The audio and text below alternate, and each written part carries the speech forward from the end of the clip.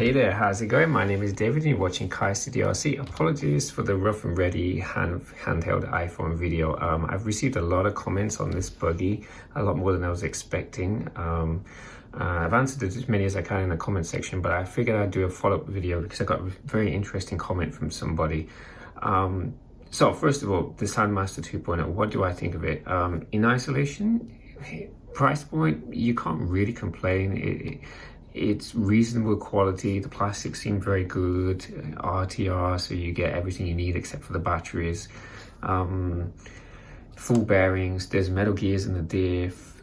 40 amp ESC, 22 turn, I think, 22 turn brushed motor, waterproof servo, fairly decent RTR transmitter.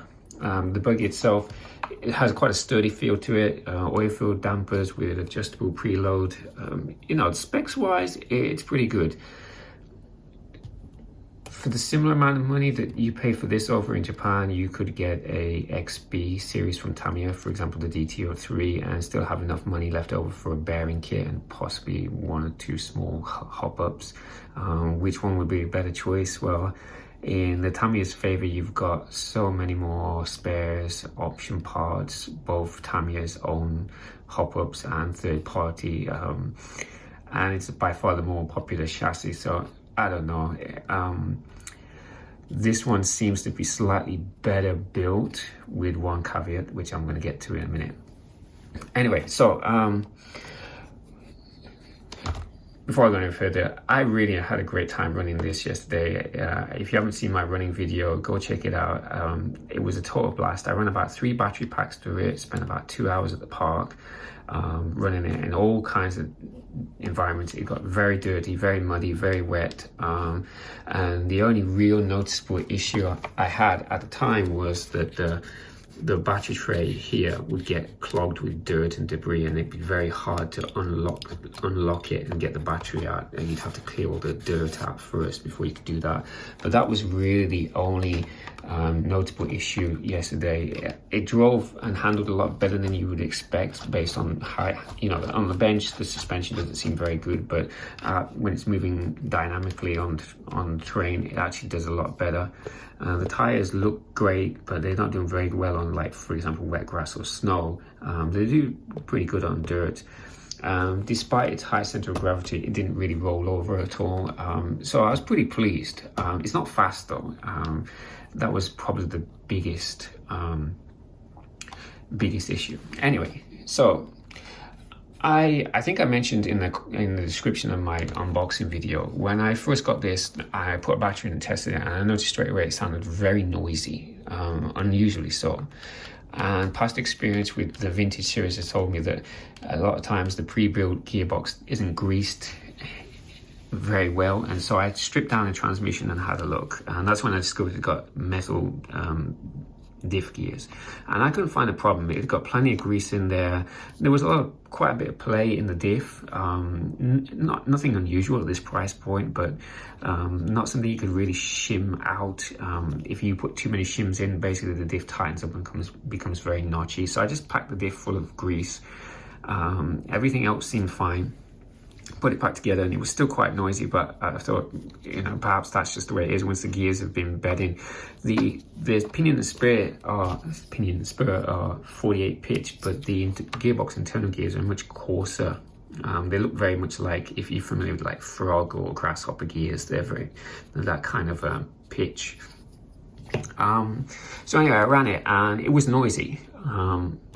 But I didn't really think too much of it. But when I came back, I was like, this noise is really kind of like something's going on here. So I pulled the gearbox cover off because I was going to replace, you get a plastic pinion, a push-on plastic pinion, and I was going to replace this with a metal one that you can get as part of the options, spare parts and options.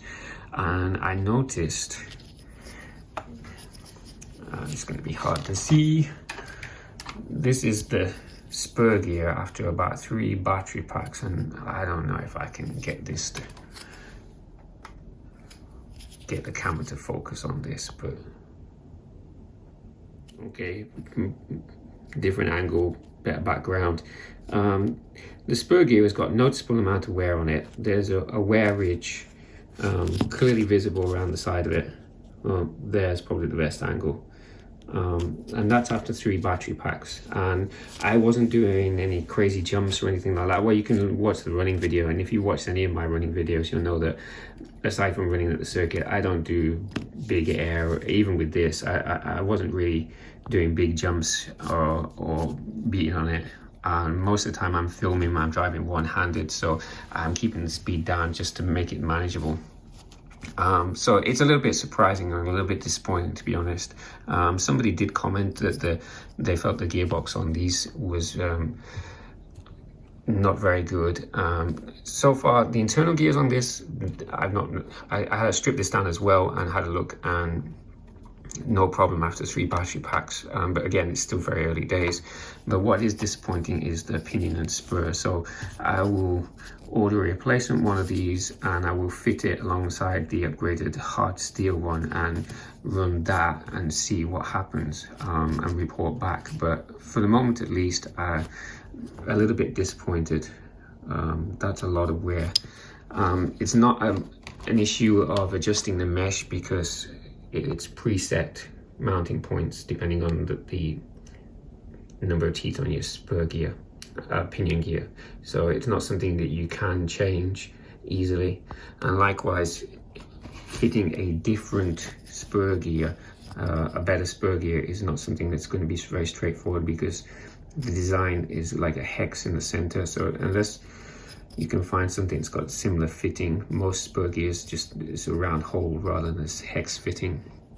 Although if anybody watching knows of any upgraded or suitable spurs that will fit 48 pitch, let me know in the comments. Very much appreciated. But yeah, so much. I thought I'd clean this out yesterday, but I turned this over a couple of times and all this has come out. Yeah, overall, a good buggy. For the price point, I mean, it isn't, at the end of the day, it is a entry-level RTR, but a little bit disappointing on the spur and pinion setup. But I'll change them out and get back to you. Once again, apologies for the very kind of like rough and ready handheld iPhone video, but I wanted to get this out as quickly as possible. Thanks for watching. My name is David. This is Sky City RC.